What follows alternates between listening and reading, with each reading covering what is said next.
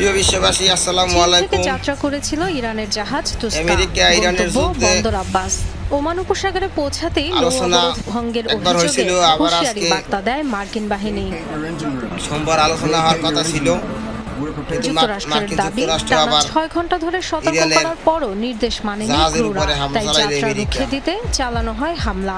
মার্কিন গাইডেড যুদ্ধবিরতি missile destroyer হামলা লঙ্ঘনের চালায় অভিযোগ নৌযানের তুলল ইঞ্জিন ইরান রুম লক্ষ্য করে। আমেরিকার বিরুদ্ধে। অচল হয়ে পড়ে আজও কি নেভিগেশন সিস্টেম। যুদ্ধবিরতি হবে জাহাজের না ডেকে নেমে তামাশা পূর্ণ নাকি নিয়ন্ত্রণ বুঝি না। নেয় মার্কিন সেনারা।